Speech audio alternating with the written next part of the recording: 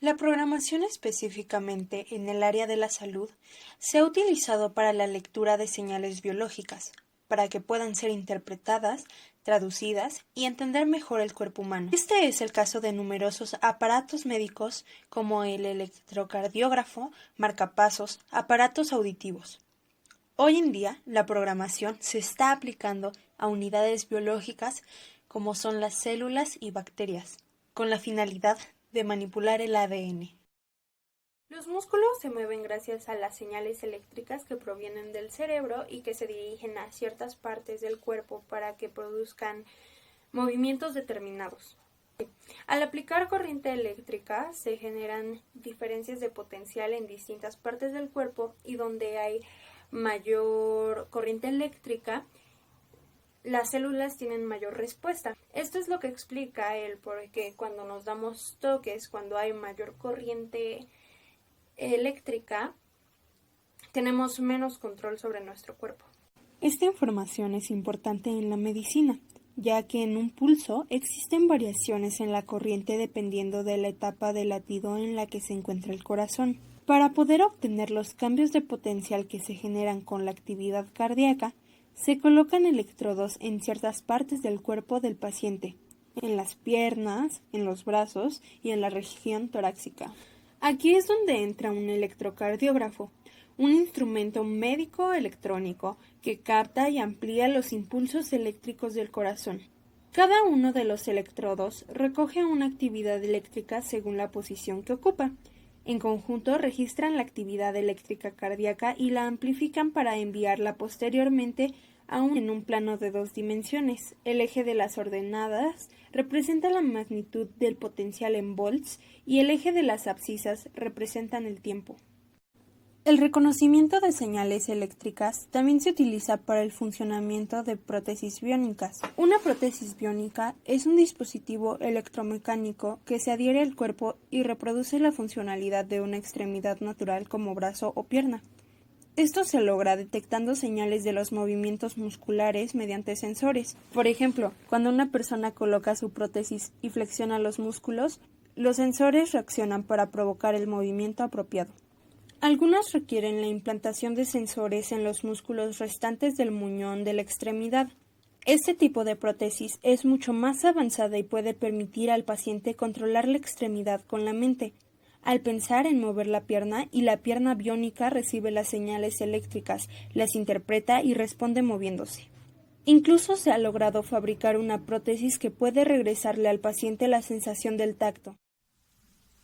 Para lograr que el brazo funcione como si fuera uno natural, se realiza una cirugía llamada reinervación sensorial dirigida.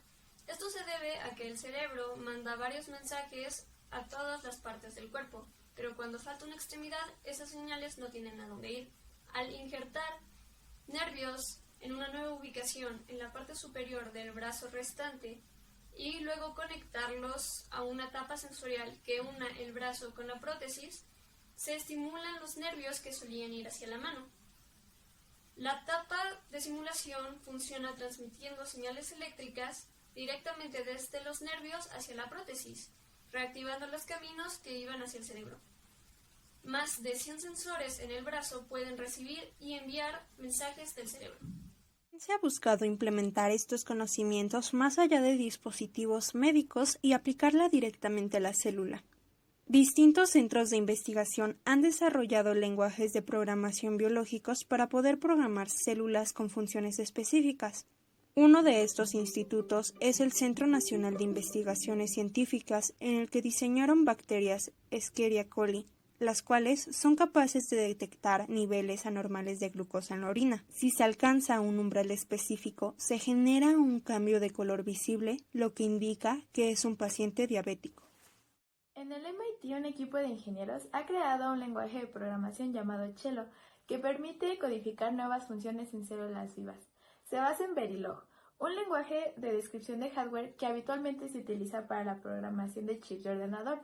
Sin embargo, para lograr hacer una versión compatible, y poder codificar ADN, se diseñaron elementos como compuertas lógicas y sensores, los cuales permiten detectar diferentes compuestos como oxígeno, glucosa, así como factores ambientales como luz, temperatura y acidez, con el objetivo de desarrollar células capaces de detectar y curar enfermedades. Hoy en día la versión que se tiene está hecha únicamente para la bacteria E. coli, pero la meta es expandirse a otras cepas bacterianas, capaces de producir fármacos contra el cáncer cuando detecta un tumor, de ser ingerida para que los intolerantes a la lactosa puedan digerir, o incluso que la bacteria pueda vivir en las raíces de una planta y generar insecticidas cuando sea necesario. El método que se utiliza para poder generar dichas funciones es similar a la manera en la que se programa en una computadora.